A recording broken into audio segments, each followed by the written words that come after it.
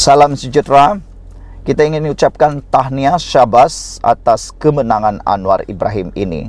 Saya boleh kata Anwar Ibrahim telah mengalahkan Mahathir Mohamad, Ismail Sabri Yaakob, Muhyiddin Yassin, bahkan termasuk Najib Tun Razak. Anwar Ibrahim mengalahkan 4 sosok pribadi Perdana Menteri Malaysia sebelum beliau. Ini apabila seorang pemimpin Islam telah mengatakan Anwar mempunyai pendirian terhormat yang gagal dilakukan pemimpin Islam lain. Sejak Perdana Menteri Datuk Seri Anwar Ibrahim secara terbuka mendedahkan kepada dunia mengenai pertemuannya dengan pemimpin Hamas Ismail Haniyeh, ia mendapat perhatian masyarakat antarabangsa termasuk negara-negara pro-Israel. Ketika sesi persidangan antarabangsa mengenai masa depan Asia ke-29 persidangan Nikkei di Tokyo semalam, Anwar dihujani pertanyaan mengapa beliau melakukan pertemuan tersebut dengan Hamas.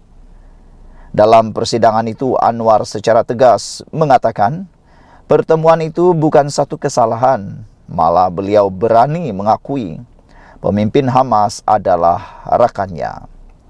Ucapan Anwar tersebut meluas, menarik perhatian banyak pihak, termasuk Mufti Perlis, Datuk Muhammad Asri Zainul Abidin.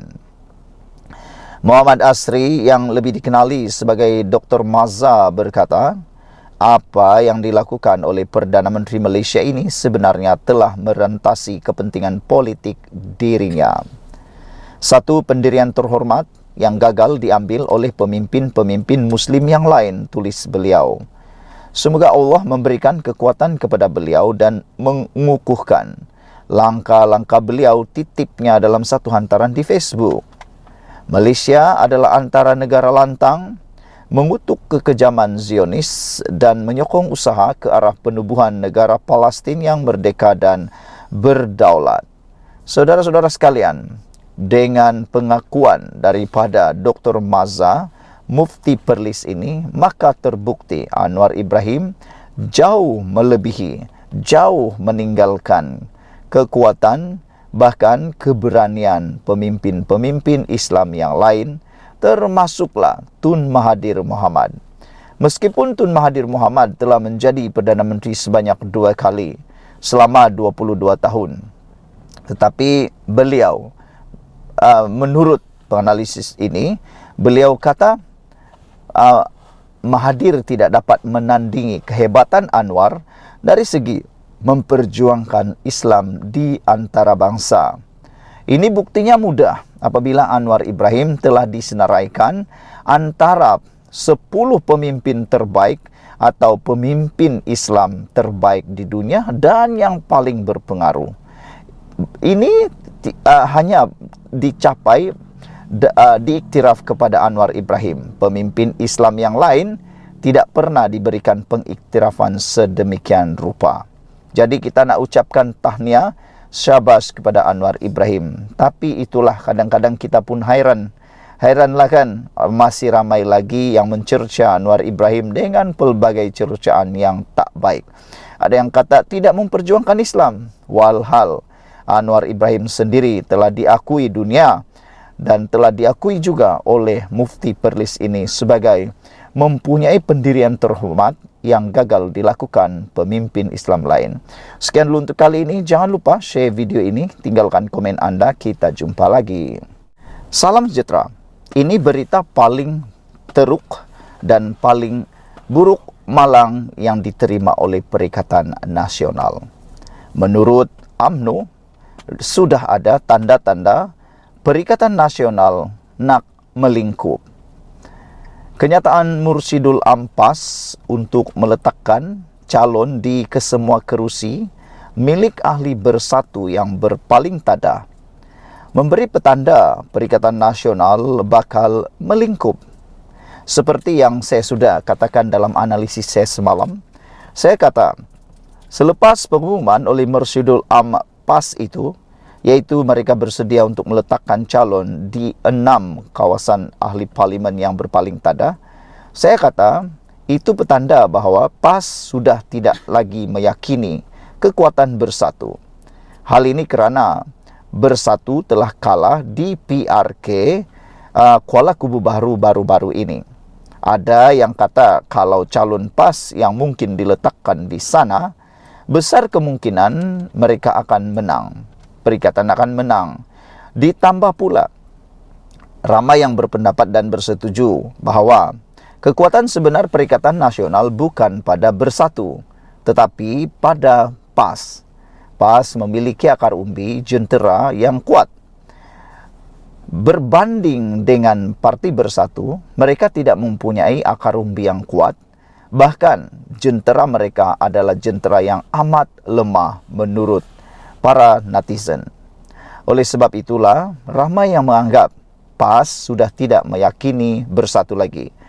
Hal yang kedua ialah, PAS mungkin dapat menghidu betapa lemahnya kepimpinan dalam Parti Bersatu, betapa lemahnya pengawalan oleh Parti Bersatu terhadap ahli-ahlinya, sehingga dapat dilihat sekarang ada masalah dalaman berlaku dalam Parti Bersatu dan melalui ada yang berpaling tadah itu menunjukkan tidak dapat dikawal ahli-ahlinya. Pengarah komunikasi UMNO, Datuk Lokman Nur Adam berkata, apabila seorang mursyidul PAS bersuara, ia menandakan pemimpin tertinggi parti itu tidak lagi menghormati rakan gabungan mereka. Apabila Lokman Nur Adam mengatakan seperti ini, mereka atau netizen pengikut Lokman Adam ada yang menulis komen, kata mereka, biasalah, PAS itu memang macam tu, kata mereka, suka bermain kayu tiga, suka bermain dua kolam, katanya. Ini apabila UMNO sendiri telah pun berpengalaman, telah pun terkena oleh PAS semasa dalam mufakat nasional. Menurut Lokman, ia secara tidak langsung memberi isyarat bahawa suara bersatu tidak lagi laku dalam Perikatan Nasional. Kita lihat bersatu sudah hilang taring akibat daripada pelbagai perkara yang menyebabkan PAS sendiri tidak menghormati kepimpinan bersatu Perikatan Nasional. Terlebih dahulu, saya nak beri peringatan kepada bersatu. Bila Mursyidul Ampas ini mula buka mulut, ini bermakna suara bersatu dah tak laku lagi. Inilah gambaran jelas bibit awal kehancuran Perikatan Nasional, di mana suara Mursyidul Ampas mendahului pengerusi Perikatan Nasional, iaitu Tan Sri Muhyiddin Yassin, katanya dalam ulasan terbaru menulis video di Facebook. Ini benar. Kata penganalisis politik, benar, kerana Perikatan Nasional pengerusinya ialah Tan Sri Muhyiddin Yassin. Sepatutnya, peletakan calon di kerusi yang akan kosong nanti bukan ditentukan oleh Mursyidul Ampas, tetapi akan diumumkan oleh pengerusi Perikatan Nasional. Buat apa lagi Muhyiddin sebagai pengerusi Perikatan Nasional kalau pengumumannya dibuat pula oleh Mursyidul Ampas? Lebih baik Mursyidul Ampas itu yang menjadi pengerusi Perikatan Nasional. Jadi, ada kebenaran apabila Lokman kata suara bersatu sudah tidak laku lagi di Perikatan Nasional.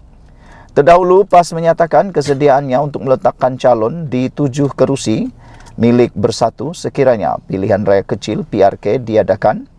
Di kerusi berkenan, ekoran tindakan ahli parti itu menyatakan sokongan kepada Perdana Menteri mengulas lanjut.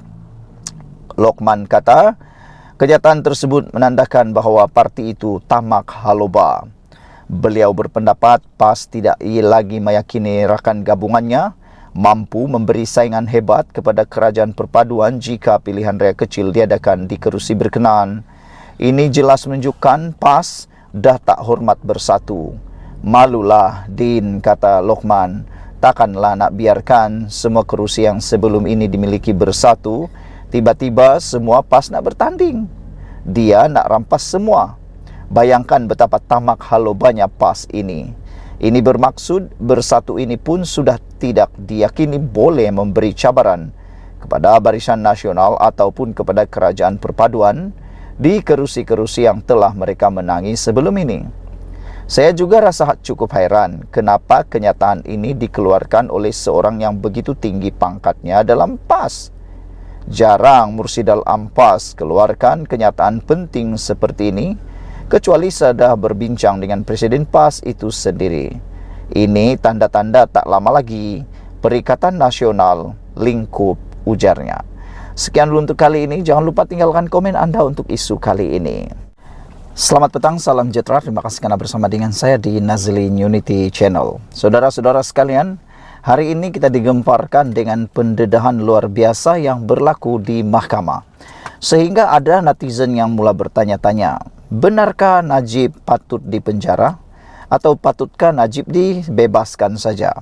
Dan ada juga yang bertanya, dengan pendedahan dan juga pembongkaran di mahkamah kali ini, adakah ini bukti bahawa Najib sebenarnya tidak bersalah dan hanya ada konspirasi?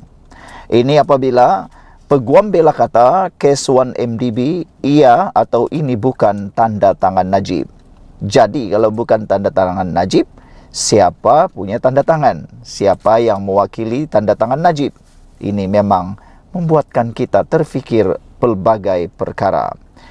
Pasukan pembelaan Najib Razak berhujah, bukan tanda tangan bekas Perdana Menteri itu yang tertera pada 5 resolusi pekeliling DCR pengarah untuk 1MDB mendapatkan pinjaman Amerika Syarikat dolar 975 juta daripada Deutsche Bank AG. Bagaimanapun, pegawai penyiasat SPRM Nur Aida Arifin tidak bersetuju dan mengulangi bahawa tanda tangan pada 5 dokumen bertarikh 2014 itu sepadan dengan tanda tangan Najib. Peguam Najib Wan Aiman Wan Fakhruddin dan saksi ke-49 pihak pendakwaan berhujah secara lisan semasa perbicaraan kes salah guna kuasa dan pengubahan wang haram 1MDB berjumlah 2.27 bilion ringgit hari ini terhadap bekas Perdana Menteri itu. Dua hujah yang bercanggah itu mengenai tanda tangan pada 5 dokumen yang dikaitkan dengan pertuduhan salah guna kuasa keempat terhadap Najib.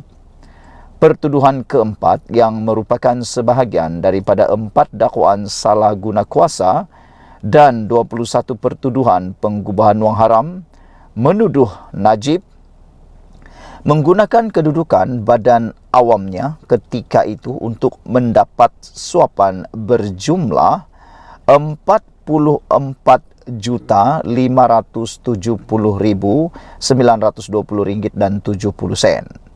Dokumen yang dimaksudkan itu dikaitkan dengan Najib yang didakwa menyalahgunakan kuasanya untuk membolehkan cabang tenaga 1MDB memperoleh pinjaman Amerika Syarikat dolar 975 juta itu. Semasa prosiding hari ini, di hadapan Hakim Perbicaraan Colin Lawrence Sequeira, Wan Azwan sedang membandingkan tanda tangan pada 5 dokumen itu berbanding dokumen lain yang mengandungi tanda tangan Najib yang disahkan. Semasa membentangkan 5 dokumen itu di mahkamah, peguam bela itu berhujah tanda tangan padanya tidak sepadan dengan tanda tangan Najib sendiri melihat tanda tangan pada dokumen DCR itu. Walaupun Nur Aida bersetuju terdapat sedikit perbezaan untuk garisan pada 5 dokumen itu, dia mengulangi bahawa ia memang milik Najib. Dia memberi keterangan ini kerana siasatannya menunjukkan bekas Ketua Pegawai Eksekutif 1MDB Muhammad Hazim Abdul Rahman memberitahunya semasa siasatan bahawa ahli perniagaan yang dikehendaki Low Tech Jo atau Jolo membawa dokumen tersebut kepada Najib untuk ditandatangani oleh Perdana Menteri ketika itu. Pegawai penyiasat SPRM berkenaan juga tidak bersetuju dengan dakwaan peguam bela bahawa lembaga pengarah 1MDB telah dikelirukan oleh tanda tangan Najib yang didakwa palsu untuk mempercayai bahawa Perdana Menteri ketika itu meluluskan transaksi terbabit. Bagaimanapun, Nuraida bersetuju dengan Wan Azwan bahawa 5 DCR itu adalah bukti dokumentari utama dalam kes salah guna kuasa terhadap Najib, bekas pengerusi Lembaga Penasihat Wan MDB. Wan MDB telah meminta pinjaman AS 975 juta untuk membeli balik saham syarikat pelaburan Malaysia itu dalam Abar Investment PJS pada 2014. Perbicaraan di hadapan Hakim Sukaira bersambung pada hari Isnin minggu depan. Najib dibicarakan atas 4 pertuduhan salah guna kuasa dan 21 pertuduhan penggubahan wang haram membabitkan dana RM2.27 bilion daripada Wan MDB. Bagi 4 pertuduhan salah guna kuasa, bekas Perdana Menteri itu didakwa melakukan kesalahan itu di Islamic Bank. Sekian dulu untuk kali ini. Jangan lupa tinggalkan komen anda, tekan butang subscribe. Kita jumpa lagi.